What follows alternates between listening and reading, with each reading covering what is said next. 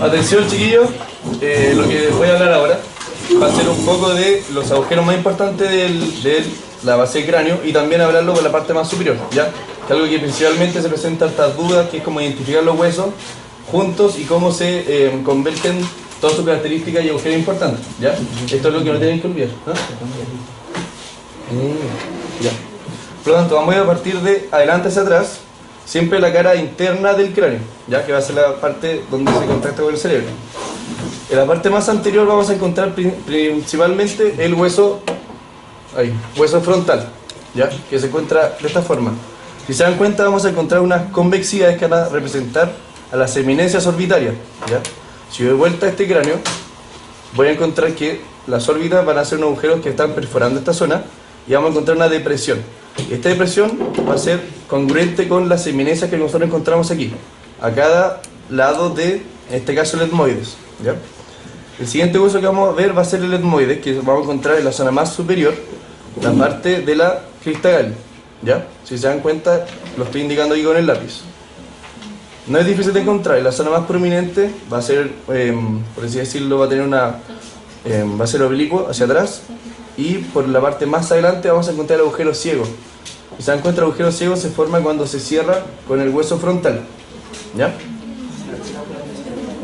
Por arriba del agujero ciego vamos a encontrar una zona un poco más levantada y vamos a encontrar el primer seno importante del cráneo, que va a ser uno anterior y va a ser único, que aquí no se ve mucho, que es el sagital, ¿ya? Si se dan cuenta, va a empezar como un surco.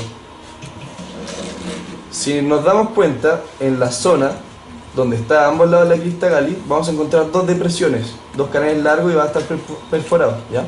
Corresponde a la lámina cribosa del etmoides. Cuando yo tengo una zona convexa, es que está conteniendo algo en este caso, ¿ya? En este caso está conteniendo nervio, y principalmente un bulbo, ¿ya? Que va a ser el bulbo olfatorio. Está perforada porque toda esta zona, el bulbo olfatorio, como que le salen algunas ramas terminales que van a perforar y van a llegar donde se ubica aquí, si no se dan cuenta, en la zona más superior va a perforar y van a llegar acá, que es, ahí se ve un poco más, que va a ser la zona más superior de las fosas nasales, ¿ya? Por lo tanto nos va a dar todo lo que es el sentido del olfato. Si seguimos más hacia atrás vamos a encontrar el primer hueso más difícil, que es el esfenoide, ¿ya? Es bien complicado y va a tener varios agujeros, pero si nosotros conocemos los agujeros, sus relaciones, las cosas importantes, va a ser algo más simple y entretenido de quizás estudiar. La parte más anterior vamos a encontrar lo que nosotros estamos hablando no sé mucho, que eran los agujeros ópticos, ¿ya? Por ahí va a pasar el nervio óptico y una vena, no, una arteria oftálmica, ¿ya? Donde se unen estas dos en esta superficie, vamos a determinarlo como el quiasma óptico, ¿ya?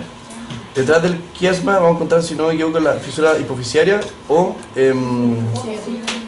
donde está la, ¿qué se llama? La silla turca, ¿ya? Los principales agujeros que le vamos a escribir al hueso esfenoide va a ser principalmente la hendidura esfenoidal, ¿ya? Si uno trata de inclinar un poco el cráneo de esta forma, vamos a encontrar dos agujeros en la parte más anterior. Uno va a ser más chiquitito y redondo y otro va a ser más amplio, ¿ya?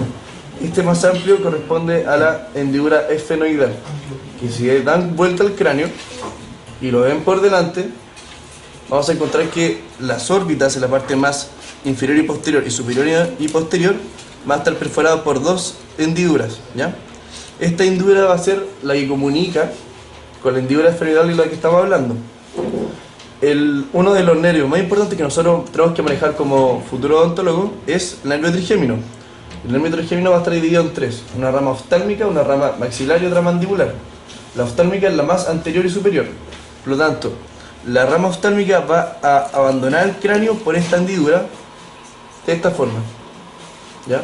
Utilizando como la salida más anterior y superior de este hueso.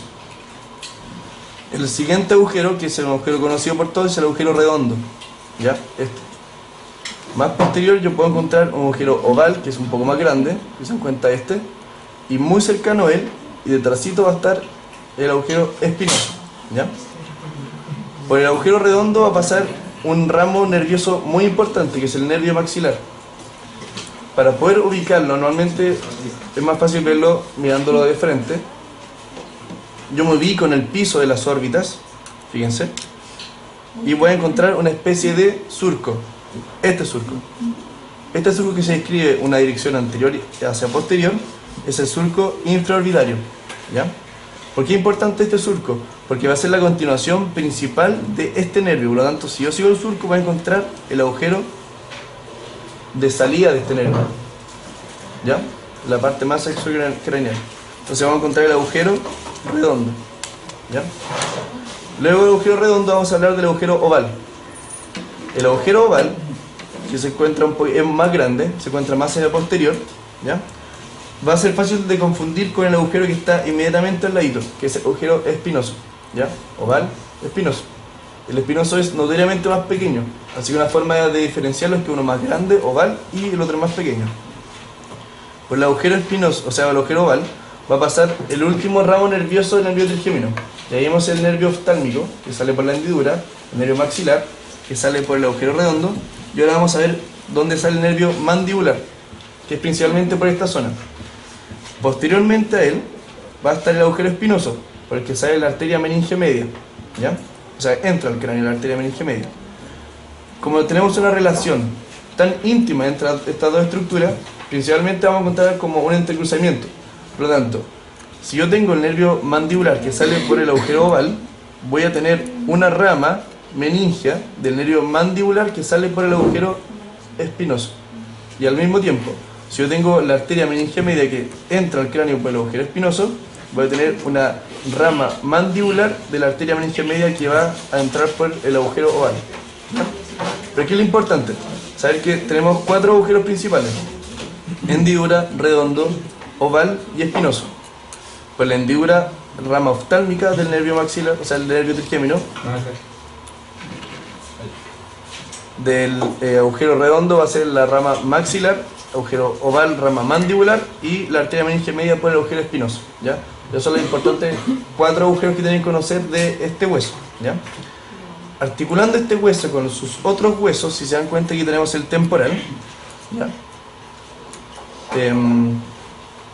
Esta porción siempre se me olvida, ¿cómo era la...? El peñasco, que es la parte más interna, ¿ya? Entre el peñasco y el esfenoide nosotros podemos encontrar también un agujero, ¿ya? Más fácil verlo si yo lo doy vuelta.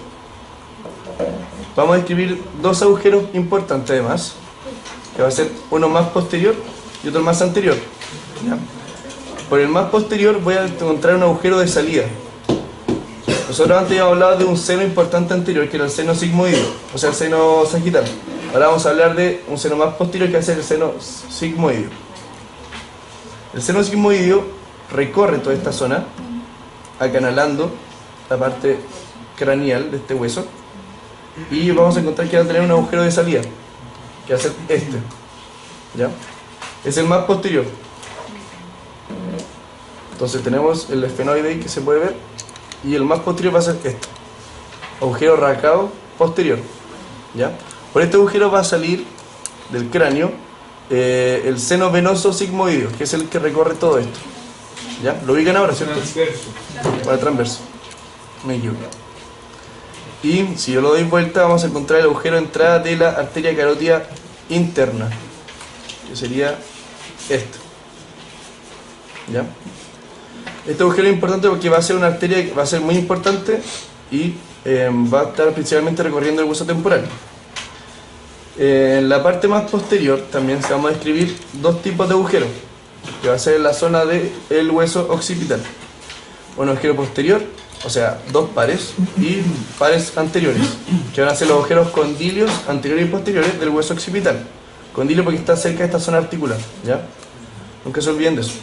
Pero el agujero anterior va a pasar, o sea, va a salir el nervio, el hipogloso, ¿ya? Eso es lo importante.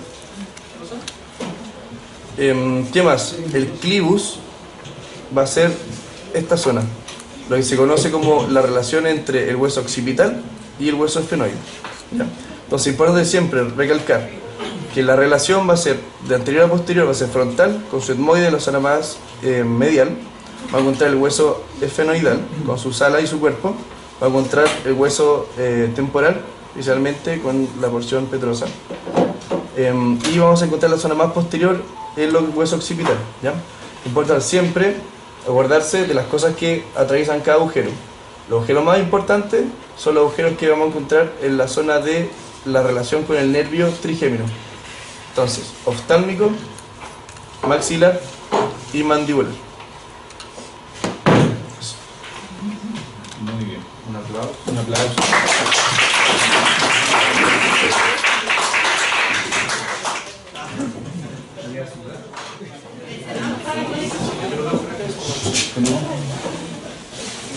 Voy a hacer dos correcciones que creo que ustedes ya se dieron cuenta que aparecen en la guía que yo les entregué. La primera de todos, veamos, centremos esto bien. Ahí. Maravilloso. Tenemos el borde, las alas menores, esto es el esfenoides, tengo las alas menores con su forma triangular. Tengo el borde posterior y el borde posterior se proyecta medialmente en una saliente que recibe el nombre de apófisis clinoides anterior. En los apuntes que yo les entregué dice posterior. Eso es un error. ¿Ya? Les pido por favor que lo corrijan.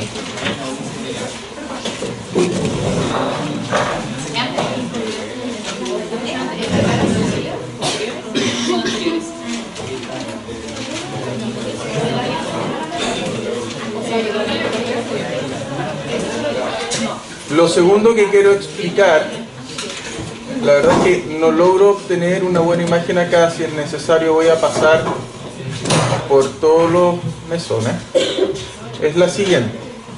Respecto del ala mayor, el borde medial lo vamos a dividir en tres porciones. Una anterior, que es la que va a formar parte de la fisura orbitaria.